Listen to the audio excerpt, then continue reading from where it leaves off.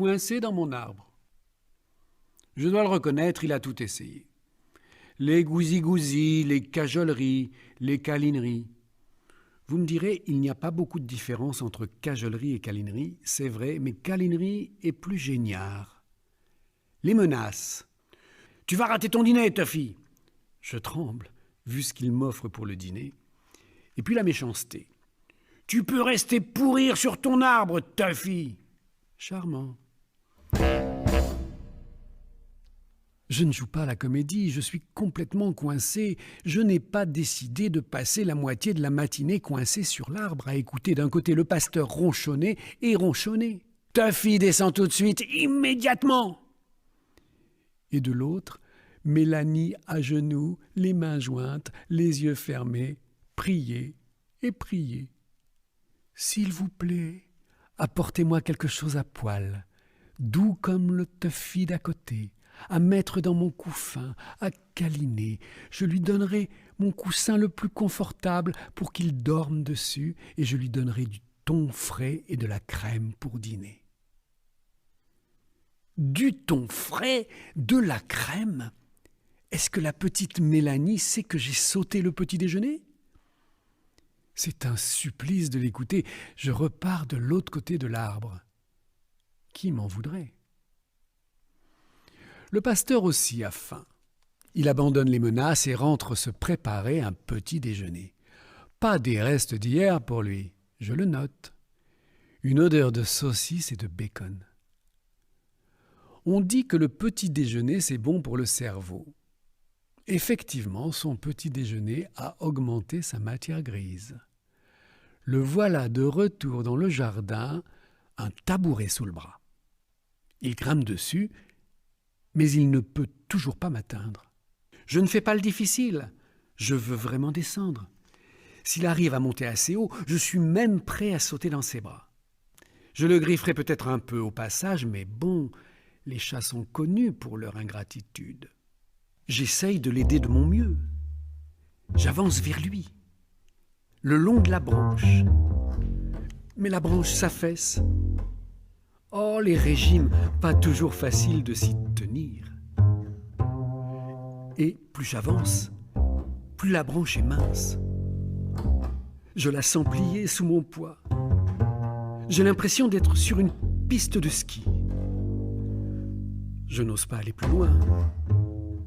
Il me semble que voir la branche pliée sous mon poids a donné une idée au pasteur.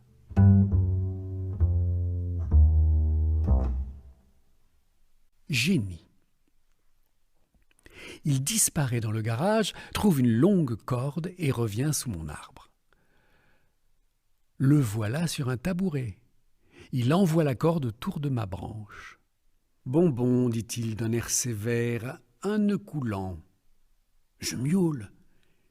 Est-ce qu'il pense à me pendre ? Ce n'est pas souvent que je regrette de ne pas savoir parler, mais à cet instant précis, je voudrais pouvoir me précipiter vers Mélanie et lui faire une suggestion. « Hé, mon petit, arrête immédiatement tes prières pour ton truc doux et câlin et téléphone à la police, le pasteur essaye de me tuer !»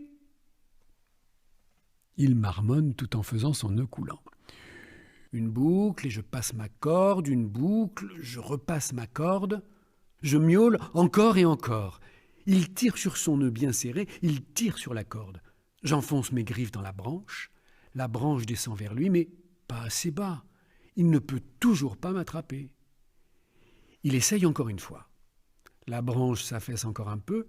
Je suis à 2 doigts de tomber, mais ce n'est toujours pas assez bas. Saute, mais saute les derniers centimètres, Tuffy ! Je lui lance un regard noir. Poule mouillée. D'accord, d'accord.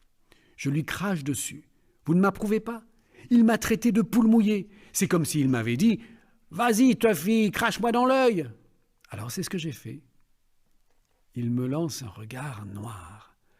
Et là, j'en ai la chair de poule.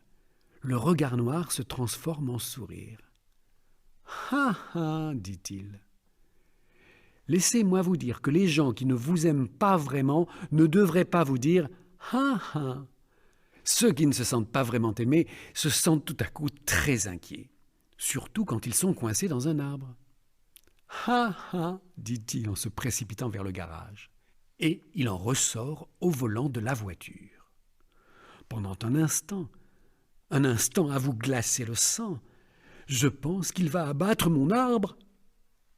Mais il s'arrête et descend de voiture. Il attache l'autre extrémité de la corde sur le pare-choc arrière. « Parfait !» dit-il en admirant son bricolage. « Je pense que c'est suffisamment solide pour que la branche touche le sol. » J'arrête mes miaulements plaintifs. Tout à coup surgit l'espoir de descendre de cet arbre avant mes vieilles années. Pour être honnête, je trouve son plan de sauvetage brillant. Cet homme est un génie, je suis impressionné.